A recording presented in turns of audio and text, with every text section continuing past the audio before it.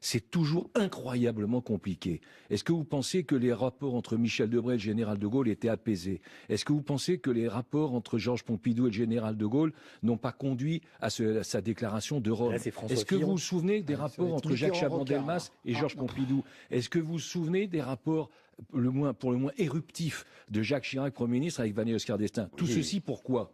Tout ceci pour vous rappeler, et tout ceci pour souligner que le fonctionnement entre François Fillon et Nicolas Sarkozy, président de la République, et François Fillon, Premier ministre, a été sans doute le meilleur de la Ve République. Le meilleur de la Ve République. Vous avez dit, Brice Hortefeux, j'ai plus que de la sympathie pour Alain Juppé. Comment définiriez-vous vos sentiments vis-à-vis de François Fillon?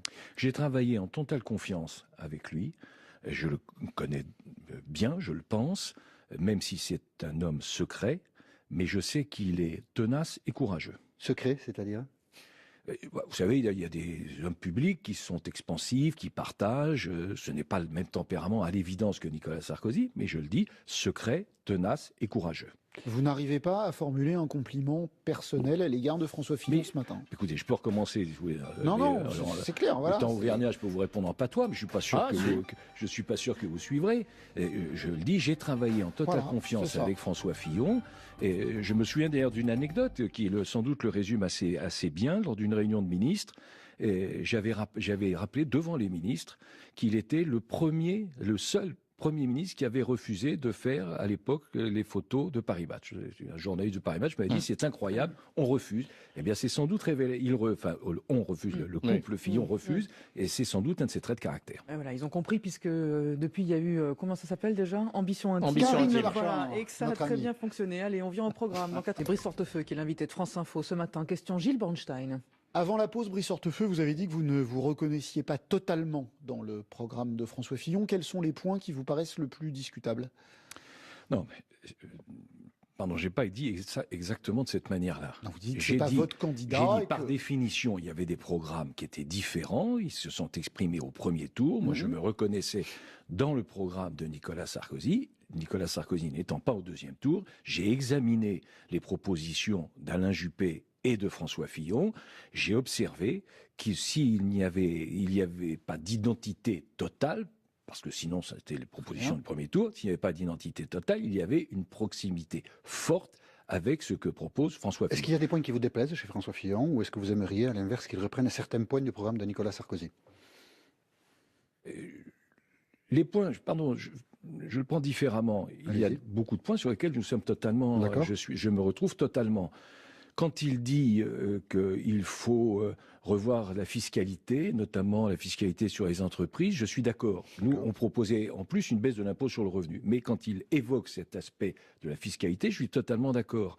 Lorsqu'il évoque la nécessité de mettre fin aux 35 heures, je suis naturellement totalement d'accord. Lorsqu'il s'inquiète de la dépense publique, je suis totalement d'accord. Vous savez, là on parle naturellement du programme, mais il y a des réalités qui s'imposent aussi à nous. Vous ne parlez pas des fonctionnaires, le gros point d'achoppement? Alors je voulais terminer sur ce point, mais je vous réponds tout de suite. Sur les fonctionnaires, bien sûr qu'il faut revoir notre système et le nombre des fonctionnaires. Vous savez, pardon de le dire, mais il faut quand même de temps en temps regarder ce qui se passe un peu autour de nous, pas simplement regarder le bout de ses chaussures. Et nous avons en gros 20 millions d'habitants de moins qu'en Allemagne et on a 1 million de fonctionnaires supplémentaires. On voit bien que le système ne fonctionne pas. Donc, on voit bien qu'on est au bout. Mais ce que je crois, c'est que oui, il faut naturellement diminuer la fonction publique de manière sensible et en même temps permettre à la fonction publique, ça sera dans le cadre de la négociation, peut-être d'avoir une amélioration de leur situation matérielle et financière. On écoute juste un passage du débat sur ce point-là. Des fonctionnaires, Alain Juppé, François Fillon. On ne fera pas dans la fonction publique une réforme consistant à proposer aux fonctionnaires de travailler 39 heures, 37 heures. Ça ne se fera pas. Parce que ce n'est pas juste. Pourquoi c'est pas juste? Parce que ce n'est pas juste. C'est juste qu'un salarié travaille 39 heures et pas un fonctionnaire. Mais un salarié qui va travailler 39 heures, il va être payé 39 heures. Mais on ne peut pas demander à des fonctionnaires de travailler plus pour gagner moins. Là, c'est un point très important. C'est un point fondamental. Parce que ça veut dire en fait qu'Alain Juppé ne veut pas vraiment changer les choses. Ça ne se fera pas, dit Alain Juppé. faire travailler des gens de 39 heures et les payer 37. Ça ne se fera pas. Vous pensez que ça se fera? Encore une fois, il faut être lucide sur la situation de notre société. Permettez-moi juste de vous donner 2 chiffres. Ma question est simple. Non, mais attendez. Ça se fera? Vous pensez qu'il peut le faire? Écoutez, François Fillon s'y engage, et donc moi je lui fais le crédit de croire à ce qu'il dit et de sa volonté totale d'appliquer son projet. Mais permettez-moi quand même, au-delà des mots, des postures, des formules, quand même il y a des réalités, moi, qui me frappent dans ces derniers jours. On a pris connaissance de 2 nouveautés, de 2 éléments. Depuis le 9 novembre, la France a dépensé toutes ses recettes. Nous n'avons plus rien. Le 9 novembre. Ouais, c'est-à-dire que pendant 53 jours, les caisses sont vides. Ça fait 40 ans que c'est comme ça. Oui, simplement, c'est pas ce qui se passe autour de nous. Ça, c'est autre chose. Pardon, quand vous avez l'Allemagne, elle a tout de quoi payer tout novembre, elle a de quoi payer tout décembre, ils sont en et excédent, elle a de quoi payer 10 jours du mois de janvier. C'est le premier élément. Quand Nicolas Sarkozy gouvernait, c'était la même chose. Deuxièmement, sur la fiscalité. Aujourd'hui, les Français doivent savoir que l'on travaille très exactement 210 jours pour payer les impôts, les taxes et les cotisations. C'est-à-dire que l'on travaille jusqu'au 29 juillet. Tout ceci pour vous dire quoi? Est-ce que ça peut continuer à l'infini? Donc c'est pour ça que je pense qu'il ne faut pas modifier et il faut changer. 500 000 fonctionnaires de moins. Le chiffre vous paraît réaliste ou pas? C'est le chiffre qu'avance François Fillon. Moi, c'est son projet, c'est son programme. Non, mais ça vous paraît réaliste ou pas? En tout cas, ce qui me paraît totalement réaliste, ce qui me paraît totalement réaliste, c'est la nécessité de faire un effort pour diminuer le poids de la dépense publique. Vous n'y mettriez pas votre chemise sur les 500 000. C'est le programme de François Fillon. Il l'a avancé, il y a réfléchi. Et j'imagine qu'il mettra toute sa volonté, toute son ardeur et toute sa détermination pour y parvenir. Alors justement, pour renchérir sur ce que dit Jean-Michel, essayer d'avoir une réponse, est-ce que vous n'avez pas un peu resté sur votre fin sur la méthode? Est-ce que vous avez compris, vous, comment on fait pour supprimer ces 500 000 fonctionnaires? Bon, d'abord, sur la méthode de gouvernance, il y a un point qui me plaît particulièrement, c'est que François Fillon a indiqué, il l'a indiqué hier, qu'il procéderait aussi par référendum. Il l'a annoncé hier. Et pas sur les fonctionnaires, pas sur la réduction des fonctionnaires. On parlait de la méthode. On ne sait pas trop sur quoi. Mais en tout cas, sur la méthode, il a dit qu'il procéderait par référendum, c'est-à-dire... ça ne suffit pas une élection présidentielle? Mais attendez. Non, je crois que sur un certain nombre de mesures, il faut procéder par référendum. C'est ce que nous proposions et j'étais heureux que François Fillon prenne dans son projet cette proposition. Maintenant, la méthode... je ne comprends pas l'expression ou le reproche qui lui est fait. François Fillon dit aujourd'hui clairement que la méthode, ça sera aussi la discussion, la concertation et le dialogue. À aucun moment je lui ai dit je l'ai entendu dire qu'il entendait passer en force. Non, il avance dans la clarté, il dit ce qu'il veut faire, il dit comment il veut le faire, et il dit à quel rythme il veut le faire. Et c'est vrai, il dit qu'il veut le faire rapidement. Et je pense qu'il a raison. François Fillon souhaite augmenter la TVA de 2 points, et ça, Nicolas Sarkozy était très contre. On l'écoute. Nous avons, François Fillon et moi, une différence, qui est une différence importante, même si nous avons beaucoup de points de désaccord. Il propose une augmentation de 2 points de la TVA. Je m'oppose absolument à toute augmentation des impôts. C'était le 15 novembre sur RTL, donc voilà, il s'opposait à toute augmentation des impôts. Est-ce que cette augmentation de la TVA vous paraît juste? Mais, encore une fois, je suis obligé de vous redire la même chose, parce que sinon il y aurait de l'incohérence. Et il n'y a pas identité totale. Mais ça, c'est une différence majeure. Il y a forte proximité. Sur l'augmentation de la TVA, ce n'était pas l'analyse que nous faisions, pour différentes raisons qui ont été expliquées dans le débat du premier tour, mais les électeurs ont tranché. Nous n'étions pas favorables à cette augmentation, ni d'ailleurs d'1 point, ni de 2 points, et nous étions réservés sur cette initiative d'augmentation. Les électeurs ont tranché. François Fillon et Alain Juppé ont proposé l'un et l'autre une augmentation de la TVA. Les électeurs ont décidé pour l'un et l'autre de les mettre en tête. Donc le débat est tranché. Vous avez renoncé à lui faire amender son projet, à François Fillon? Mais François Fillon est un homme de dialogue, mais il a avancé ses propositions il y a déjà longtemps. Il l'a rappelé, ce qui est tout à fait exact. Ça fait plusieurs mois, voire plus longtemps encore, qu'il a préparé son projet. Il n'y aura pas de geste de François Fillon. Il n'y aura pas de geste de François Fillon vers vous. François Fillon, c'est à prendre en bloc ou à laisser. Non, ça, c'est pas exactement ça. C'est pas exactement 30 ça. Secondes. Pourquoi? Parce que rien n'est acquis, rien n'est définitif, rien n'est gagné. Et je suis convaincu que François Fillon saura et trouvera les mots justes et les gestes forts pour rassembler.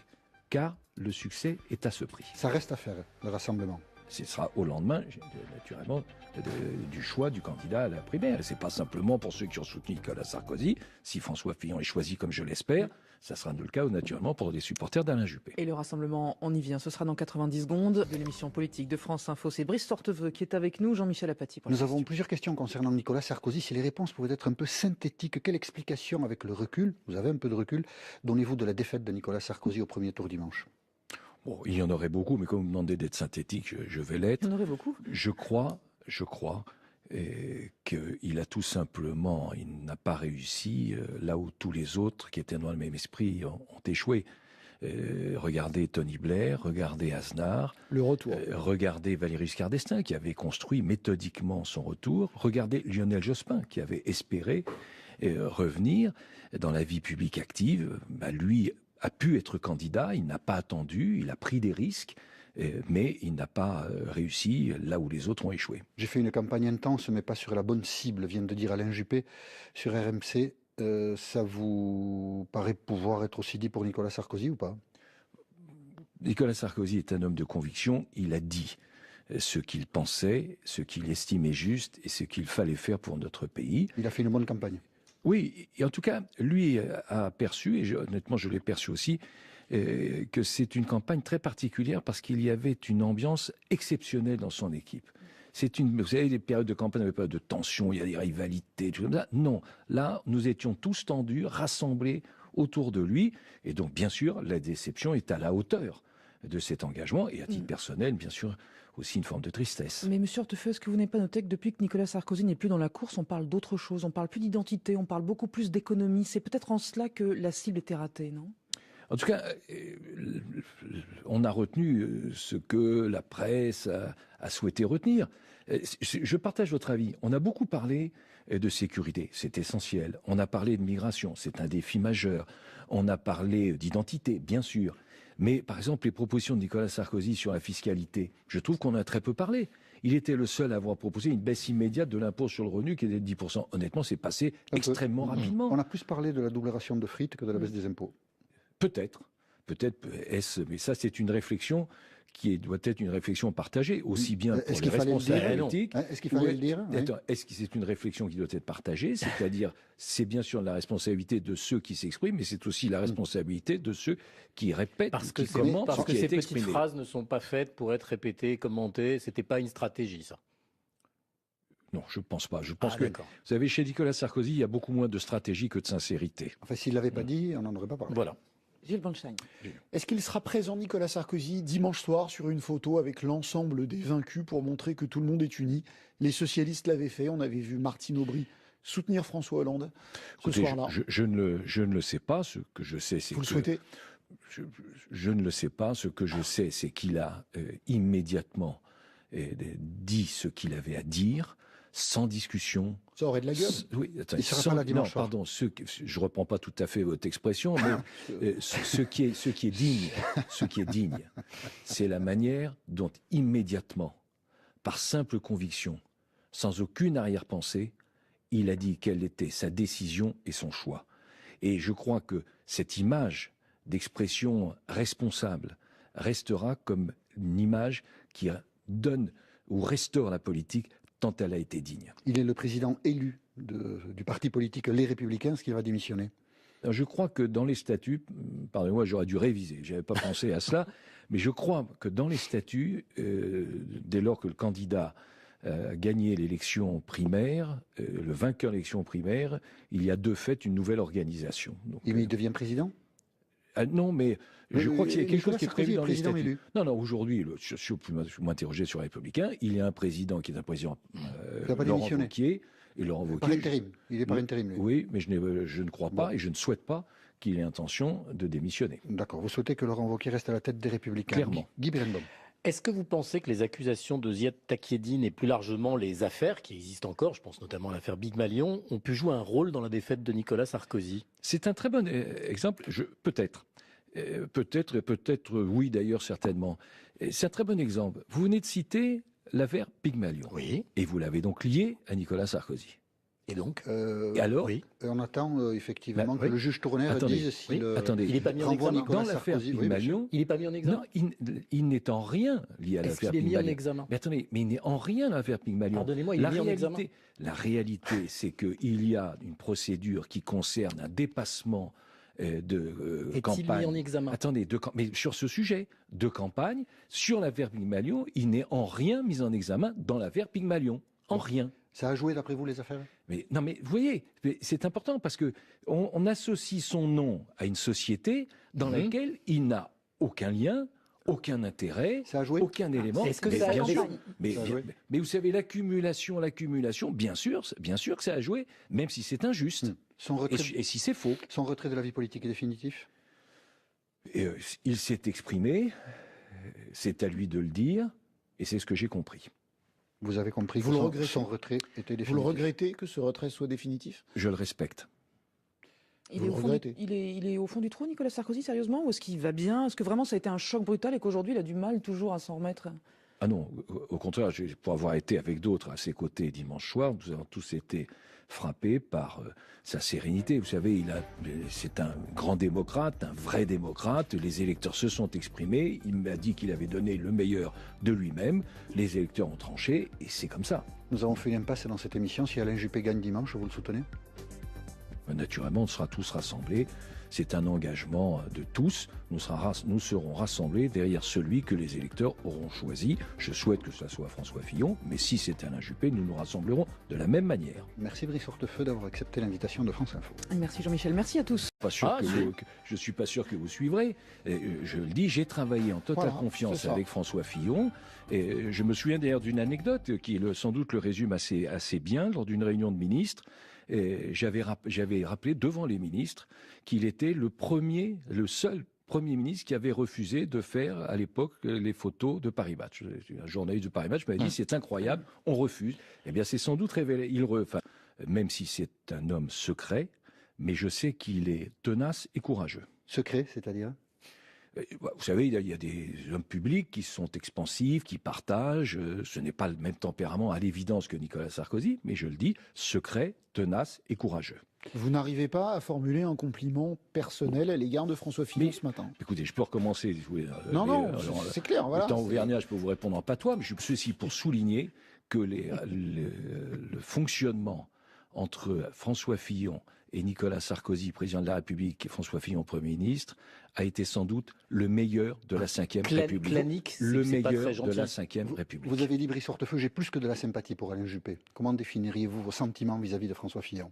J'ai travaillé en totale confiance avec lui. Je le connais bien, je le pense. On refuse, le couple Fillon refuse, et c'est sans doute un de ses traits de caractère. Et voilà, ils ont compris, puisque depuis, il y a eu, comment ça s'appelle déjà? Ambition intime. Voilà, et que ça a très bien fonctionné. Allez, on vient au programme. C'est Brice Hortefeux qui est l'invité de France Info ce matin. Question Gilles Bornstein. Avant la pause, Brice Hortefeux, vous avez dit que vous ne vous reconnaissiez pas totalement dans le programme de François Fillon. Quels sont les points qui vous paraissent le plus discutables? Non, mais c'est toujours incroyablement compliqué. Est-ce que vous pensez que les rapports entre Michel Debré et le général de Gaulle étaient apaisés? Est-ce que vous pensez que les rapports entre Georges Pompidou et le général de Gaulle n'ont pas conduit à sa déclaration de Rome? Est-ce que vous vous souvenez des rapports entre Jacques Chaban-Delmas et Georges Pompidou? Est-ce que vous vous souvenez des rapports pour le moins éruptifs de Jacques Chirac, Premier ministre, avec Valéry Giscard d'Estaing? Tout ceci pourquoi? Tout ceci pour vous rappeler, et tout